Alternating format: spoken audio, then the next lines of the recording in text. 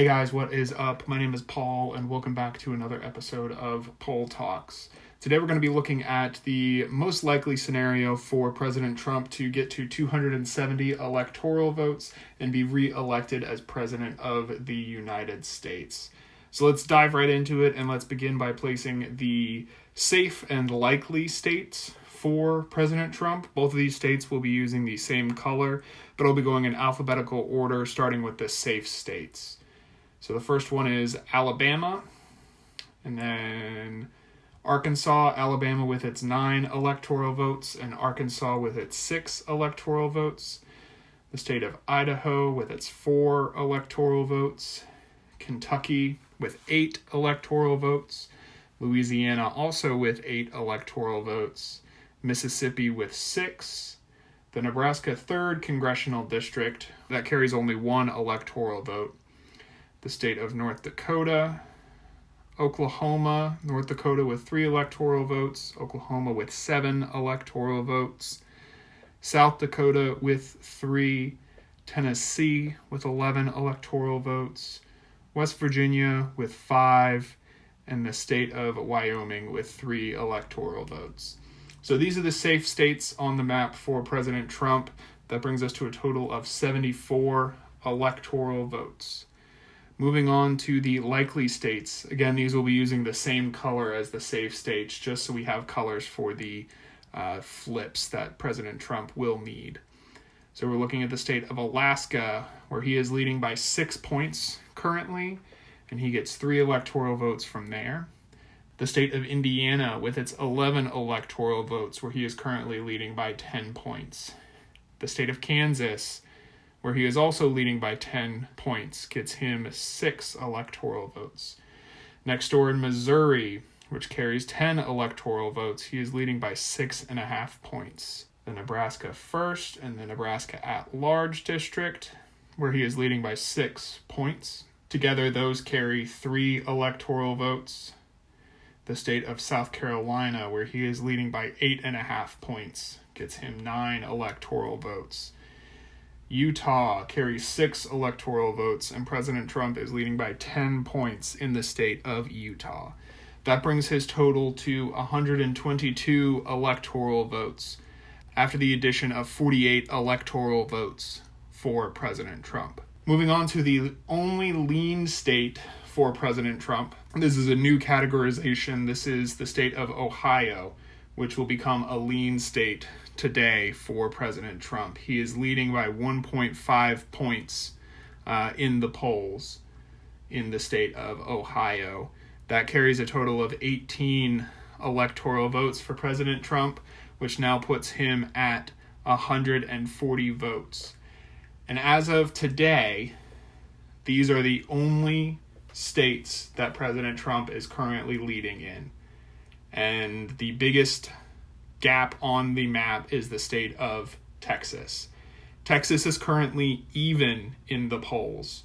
Vice President Biden and President Trump are currently tied, according to polling data, in the state of Texas. In order for President Trump to be reelected, he will need to carry the state of Texas. Moving on to states where President Trump is behind, but he is behind by fewer than 2 points, according to the polling averages. And the first one where he is behind by only 0.4 of a point is the state of Georgia. Right now, President Trump trails Vice President Biden by only 0.4 of a point. This state is extremely close, and it will be close until the very end. The next state that President Trump will need to flip is the state of Iowa. President Trump is currently behind by 1.2 points in the state of Iowa, but it is a must-win for President Trump in order to be re-elected. And those are the only likely flip states for President Trump. That adds 22 electoral votes to his total, bringing him up to a total of 200 electoral votes. Moving on to the stretch flip states. These are the states where President Trump is behind by anywhere from 2 to 6 points in the polling averages. The first state is his new home state of Florida. So we see a lot of money going into ads in the state of Florida. We see a lot of money going into ads in all of these states that we're getting ready to talk about. But President Trump is currently trailing by 2.4 points in the state of Florida. And Florida is, again, a state that he must carry in order to win. The next state that he is behind by 2.5 points is the state of North Carolina. There is also an extremely competitive Senate race in the state of North Carolina, and turnout in the state of North Carolina has been extremely high. I would expect this race, much like the race of Florida and Iowa and Georgia, to go down to the wire. Then we move on to the state of Arizona, where President Trump is trailing by 2.6 points. In addition to Florida's 29 electoral votes and North Carolina's 15 electoral votes, Arizona carries an additional 11 electoral votes. All of these were in President Trump's column in 2016. The next stretch flip for President Trump is the Maine 2nd District.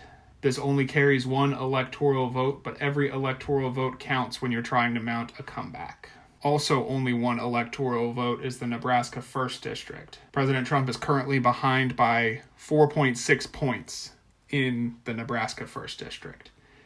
And then the state which would put President Trump over the 270 mark that he needs to win re-election to the presidency would be the state of Pennsylvania. So we see President Trump, with the 20 electoral votes from the state of Pennsylvania, moves up to 277 electoral votes. He is currently behind by 5.6 points in the state of Pennsylvania. It is a steep hill to climb to make up 5.6 points in the 9 days that we have left before the election. It is possible, but I would not call it probable for the president to overcome this 5.6 point margin. And then looking beyond these states, the next closest state would be the state of Nevada, which carries 6 electoral votes. President Trump is behind by 6.3 points in Nevada. Wisconsin, which carries 10 electoral votes, he is behind by 6.7 points. The state of Michigan, which carries 16 electoral votes, he is behind by 7.6 points. And the state of Minnesota, which carries 10 electoral votes, he is behind by 8 points. So on the screen, you can see the path to 270 electoral votes for President Trump. This path at this point is not easy for President Trump. Any state that is not in the 2 darkest shades of red, he is either behind or tied. There's a lot of ground to make up for President Trump, but anything is possible. It is just not looking very probable for President Trump to win re-election.